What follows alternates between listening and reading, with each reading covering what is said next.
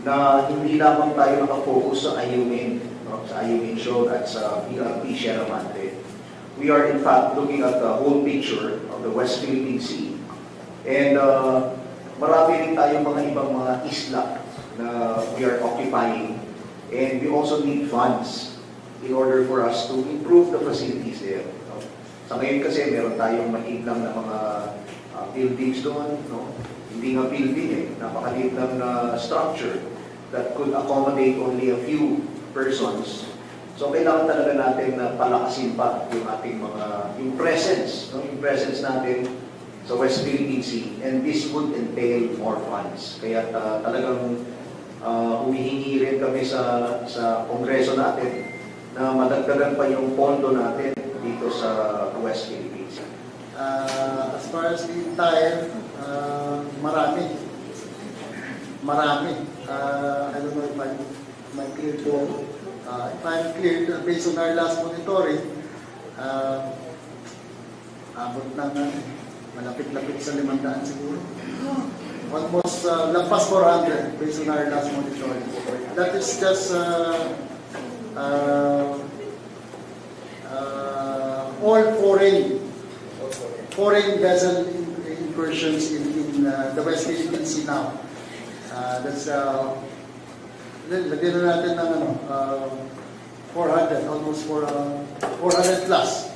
That's a safe estimate, because there might be some duplication of sightings, etc.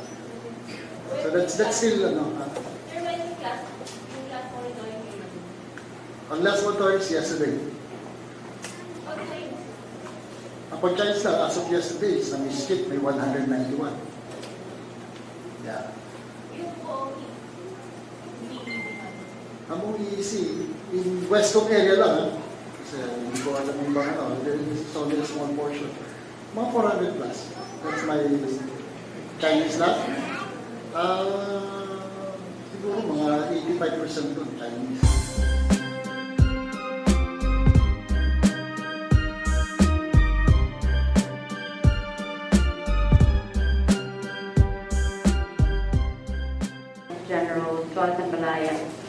We heard him repeatedly say that the Philippines will not abandon Ayungin Shoal and it will maintain its presence there. How does the government plan to achieve that exactly? And is replacing the ship there among the options, or building a sturdier post in Ayungin on the table? That's my first question.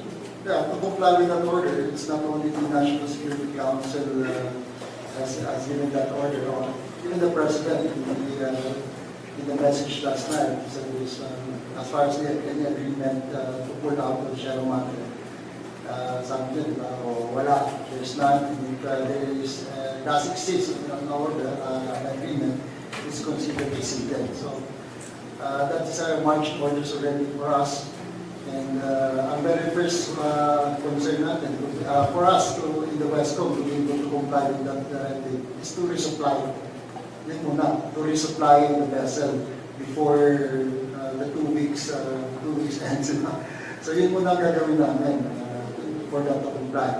Now, as far as the other options in the long run, we're considering many options, and as of now, I cannot tell you kung mga options that we're considering. But all of this are on the table, all of this we're considering, so that we can comply with the President's order that we will not give Ayungin, we will not abandon Ayungin, and we will not pull out LS-27. That is the marching orders that we take to comply. Sir, how exactly can we avoid a similar incident, the August 5 incident, which we know is not the first time because this already happened in November 2021? For instance, former Vice Navy Commander Ronald Ong said there's a need, for example, to reestablish sea control around Ayungin to avoid these coercive acts by China. Can that be done? How, just to ensure that that won't happen again? Just quickly, sir, is there any assurance from the Chinese side that if you do resupply, then they will let you peacefully without Well, anything? there's already a bilateral consultative mechanism mechanism. Now, I think the WPS has called out the Chinese side that the hotline did not work during the incident last weekend. But hopefully, this time after the WPS already mentioned it, complained about the hotline, maybe this time it will work. And also through the bilateral BCM, bilateral consultative mechanism, we can continue the dialogue and the diplomacy. Ito naman lagi sinasabi, dialogue and diplomacy to avoid any miscalculations there. So, yun ang inaasahan po namin for, obviously, dialogue and diplomacy dito sa level namin. And we're making strong representation to the Chief of Staff and the National Task Force of the West Philippine Sea to be able to do the dialogue with diplomacy with the Chinese as far as the supply is concerned. Kasi babalik talaga lang ron, dalawang linggo lang, hindi naman namin pwedeng iwanan yung mga tropa ron na walang lulo ng pagkain. Next question from Gian Mendoza.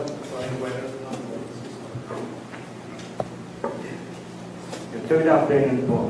Senator Rico Tevero said, sir, na if manghihingi daw po ng funds for the refurbishment of Ayungin Shoal, willing daw po silang supportahan yung pagpaprovide ng funds para po sa refurbishment ng Ayungin Shoal.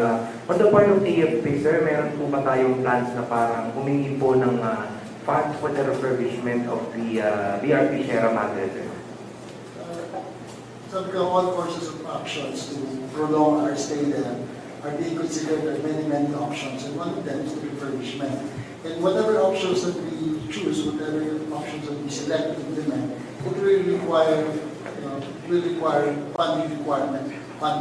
funds.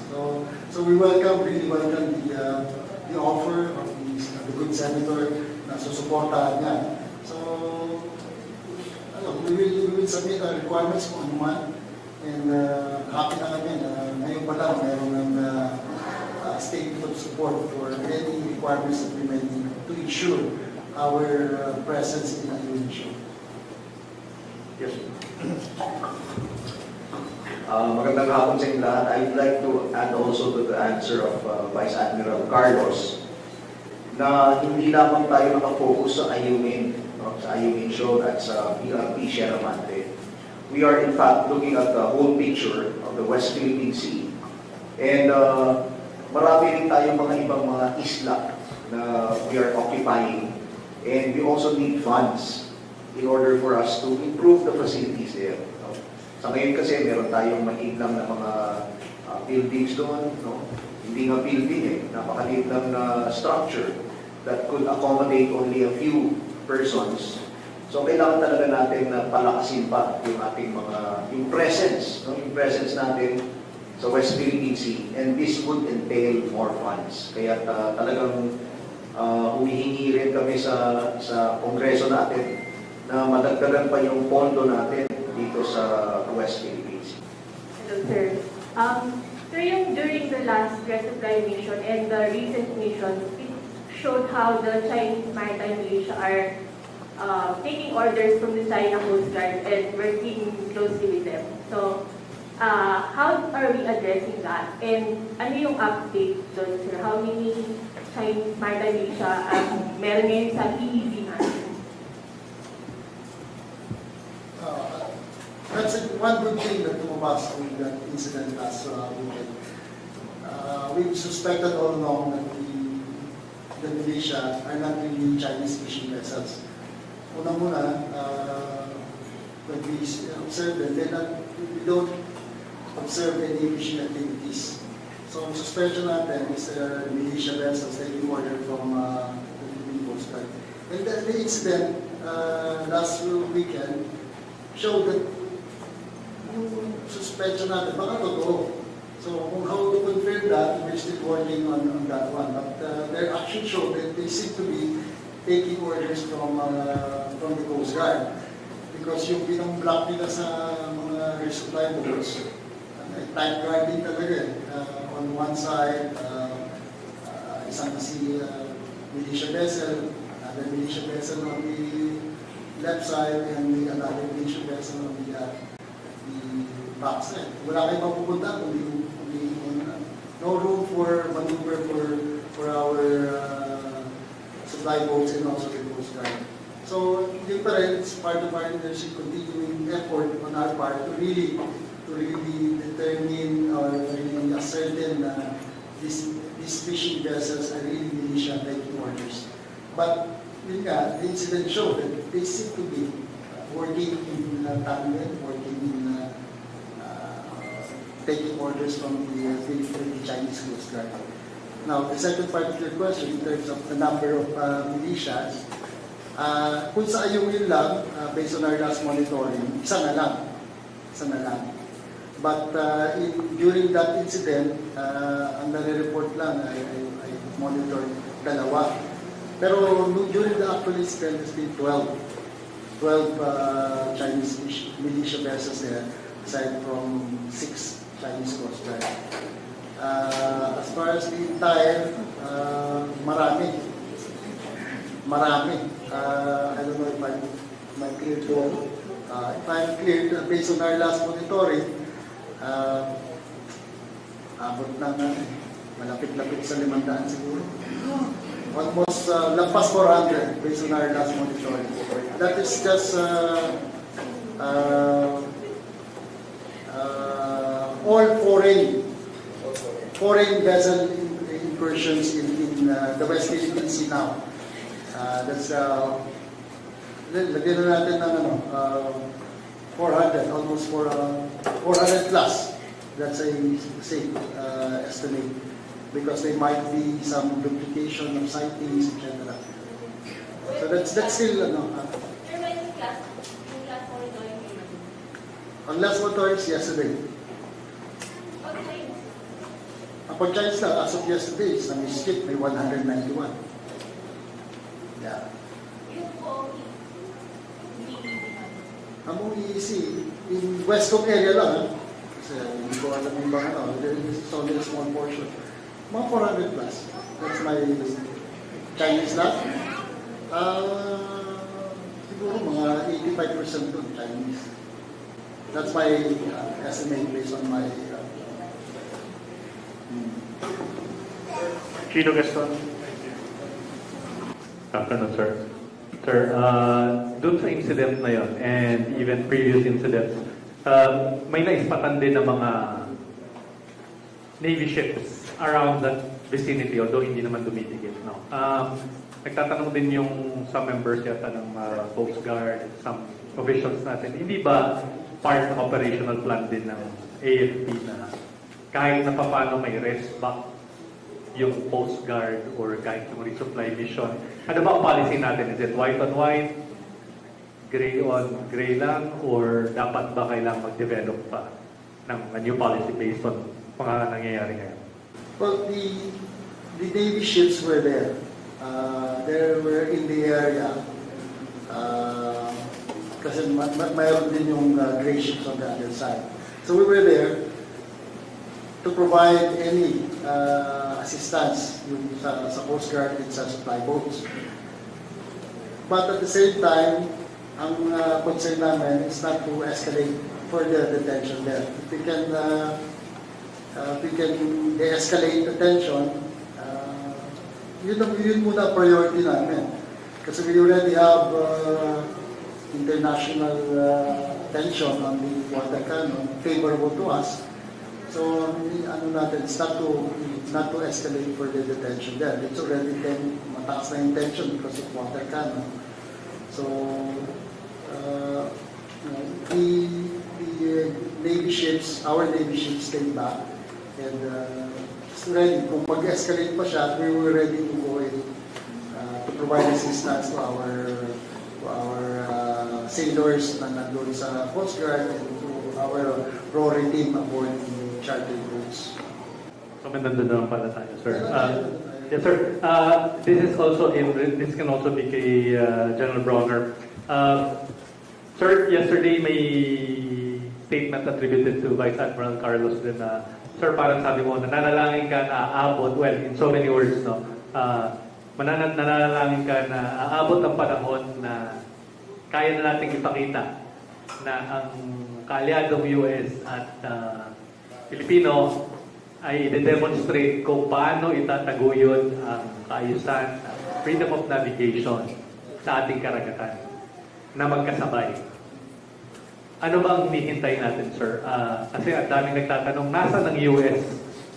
Sa kadami-dami na EDCA sites na tinanim natin at pinayagan, nasan sila sa ngayon? Or dapat ba umasa lang muna tayo sa sarili nating tapang at galing?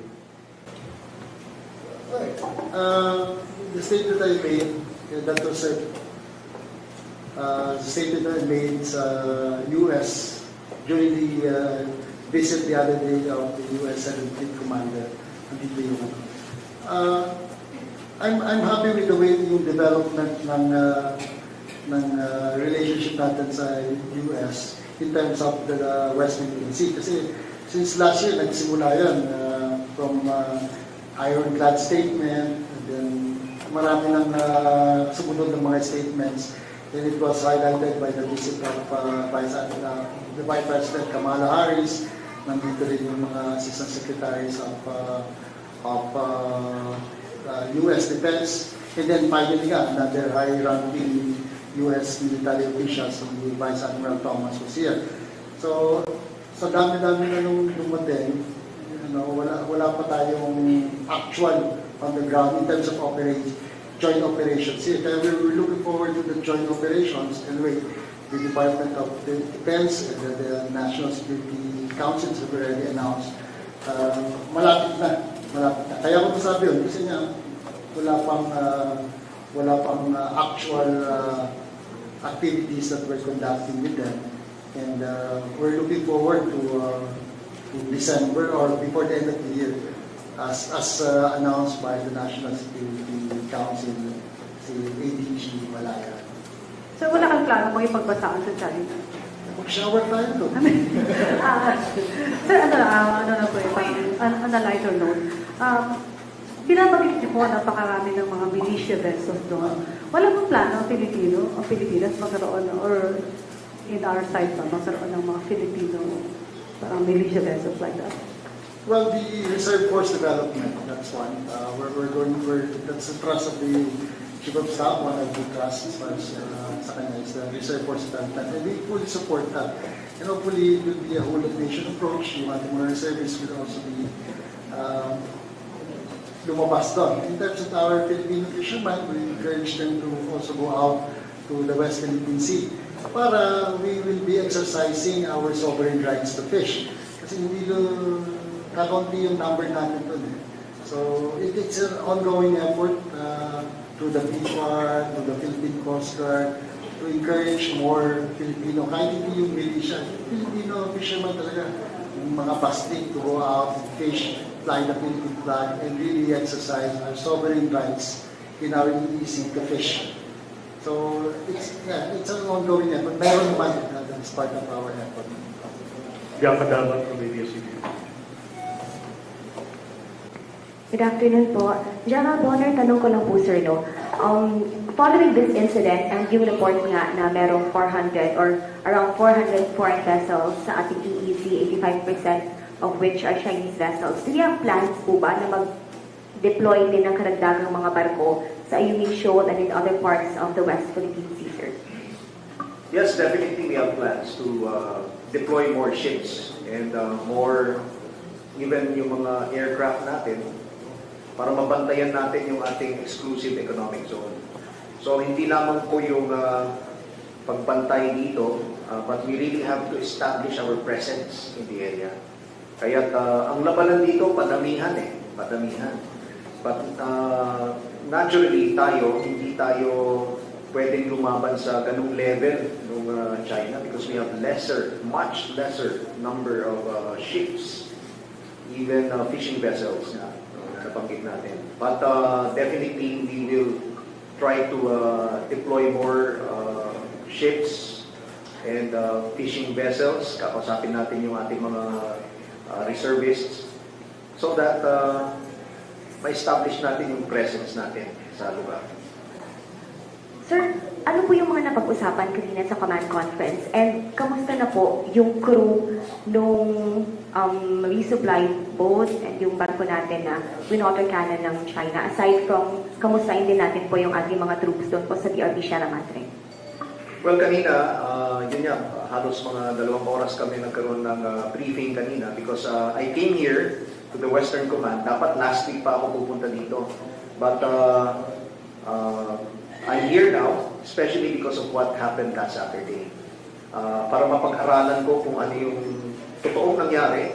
And we will see how we can probably change some of our policies or maybe increase more resources into the Westcom. No? Maganda yung naging discussion namin kanina. So definitely at my level, at the General Headquarters, we will be able to infuse changes, no, into the way we do things here. So we're going to work closely with the commander of Westcom so that we can be able to operate more effectively and more freely in the West Philippine Sea.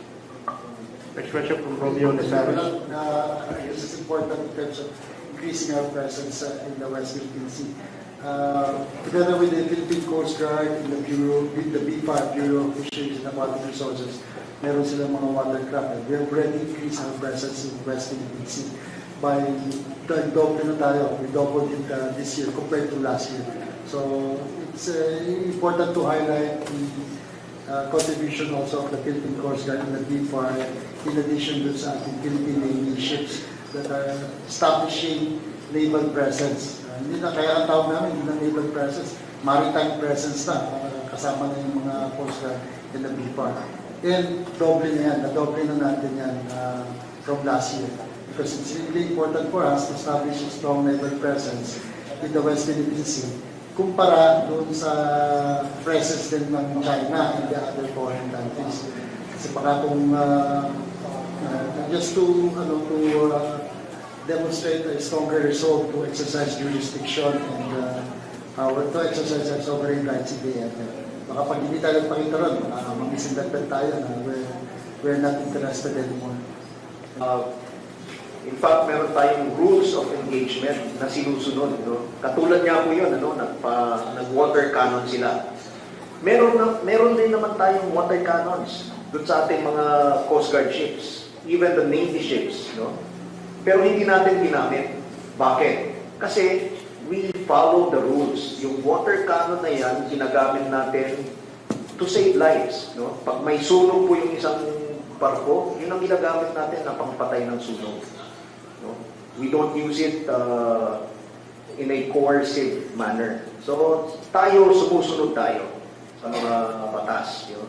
Kaya nga, sinusulong po natin yung rule-based order. So, but definitely, meron tayong plano. Huwag po kayong mag-alala, lalong-lalo na yung ating mga opisyales dito sa Palawan. No? We are assuring you that we are foremost in our minds is the protection of our people. At pati na rin po yung mga taga rito sa Palawan. Sir, to General Browner, sir. Gaya po namin nabanggit nyo kanina, kailangan yun, sir, ng pondo para sa West Philippine Sea.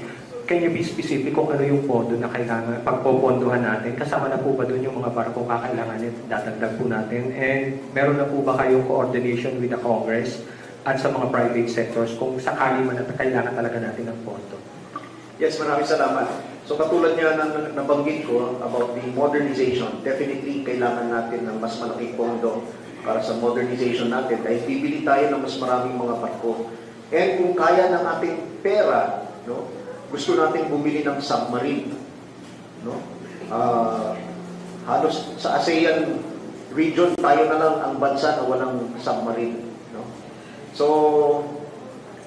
gusto nating tumaas yung pondo natin. And pag dumami yung iyong mga platforms, mga barko at mga eroplano, patrolling our West Philippine Sea, naturally, you need more resources, particularly yung ating mga gasolina and other petroleum products na gagamitin natin. No?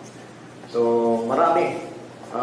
As we increase the number of platforms, nagmumultiply din yung gastos natin. Estimated reserve magkano yung kailangan natin?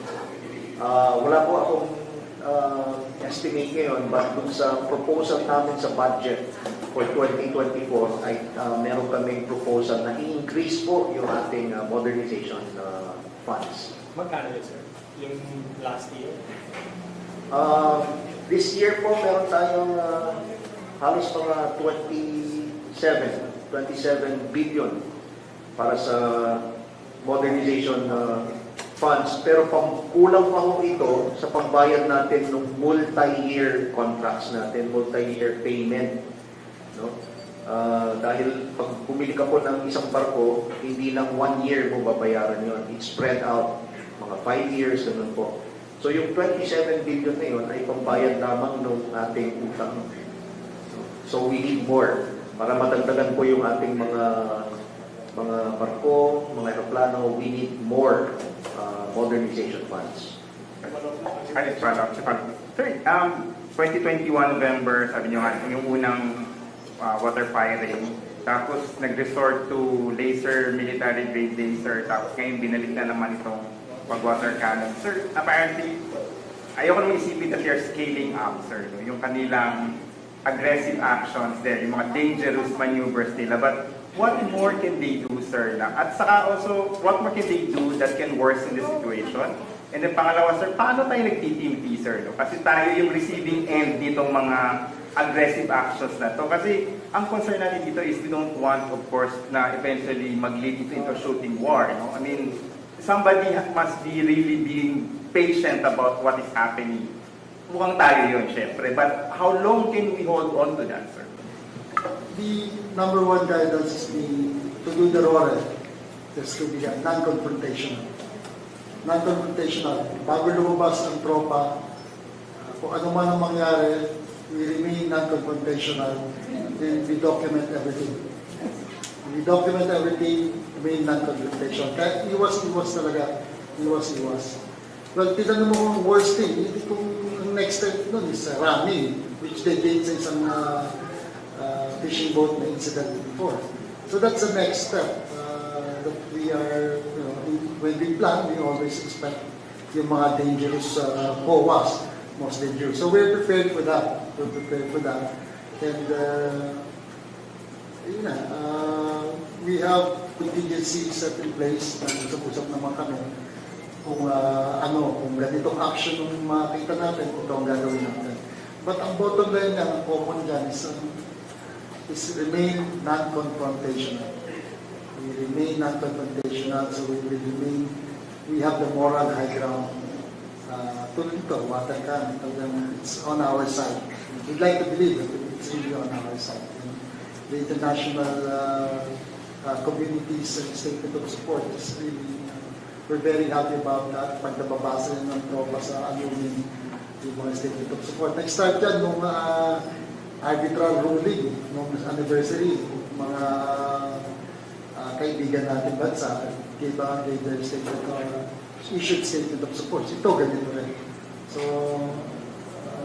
masaya ang mga tropa natin pag nakakakuha ng ganito suporta. Then ako as a command, I want to make sure na mabibigyan sila na susunod na supply.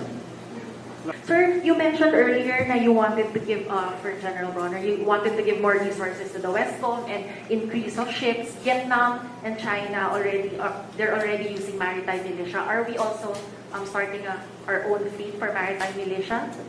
And is it part of our plans so far? Yes, it's part of our plans. Yun na nga, yung parte ng reserve force development natin. When you say reserve force, it's not just land-based forces. So we are also trying to develop our reservists who will be able to operate in the sea. So, parte yun. And then of course, yun yan yung gusto nga natin, yung mga fisher folks natin, ay gawin din natin mga reservists. At tuturuan natin sila kung paano sila makakatulong sa pagdepensa ng ating bansa. Sir, in terms of that plan, nasaang stage na po tayo? Is it already being implemented, like initial stages? Yes, yes. It's already being implemented, but we only have, we have established already these reserve units, but we are going to wait for the platforms or yung mga vessels mismo na gagamitin nila. Sir, last na po, do we have a timeline kailan po planong i-deploy? Target? Depende ito dun sa pondo, actually. Depende sa pondo. But definitely we are pursuing that direction. Kaya very soon. Next question from Martin. Sir, for the recent incident po doon sa West Philippine Sea, may chance pa rin ba na consider ng AFP, ng Pilipinas, na tanggapin yung offer po ng China na magsagawa ng joint bilateral exercises with our country? Yung nabanggit po natin dati na proposal ng China na magkaroon ng joint operations, joint patrol, ay pre-propose po nila yon. In fact, nagsubmit sila ng mga paper nila sa Department of Foreign Affairs at pinag-aaralan po ng DFA. Sa ating site naman, pag-aaralan po natin yun. No? Hindi pa po nakarating kasi sa atin yung paper na yun. Pero sa kayo, sir, parang medyo may chance ba? Well, sa ngayon, dapat talaga ma-establish natin na una, sumunod sila sa rules-based order. Sumunod sila sa UNCLOS. Nang sa gayon ay maayos natin yung ating gagawin, if ever, mga joint operations. Pero sa tingin ko, dahil sa nangyari recently, medyo mahirapan tayo. But then again, wala po sa level namin. Yun. It will be decided by higher authorities. Last question from Mayor. Hi, sir. Sir, si former SMD Mercado, sinabi niya na during the era of administration, may plans na magsadsad pa ng ibang barko sa West Philippine Sea aside sa BRP Siyempre. Are we considering this move po na gawin din na aside sa BRP Siyempre, maglagay din ng ibang barko sa ibang parts ng West Philippine Sea? Well, all options are being considered. We thank the former SMD for that suggestions. Everything is being considered to be able for us to comply with the President's order that we will not be in. I leave it at that because I don't want to give details on what are the options that we are considering. But all options, and bottom line, all options are being considered to be able to comply with the President's order. We hear a closing statement, sir, or answer to the question. Okay, definitely, we are going to pursue our rotation and resupply operations. Itutuloy po natin itong mga resupply operations natin. As to the schedule, we are leaving that to the commander of the Western Command. As to the specific actions and tactics, we are also leaving that to the commander of Western Command.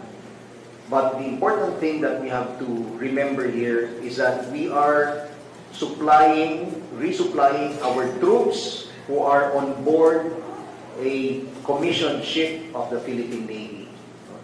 Ito pong barko na ito ay commissioned pa rin hanggang ngayon. It is still flying our Philippine flag, and it is our duty and it is our obligation to bring supplies to our troops who are on board. So hindi po tayo pwedeng pigilin or sabihan kung anong dapat gawin doon.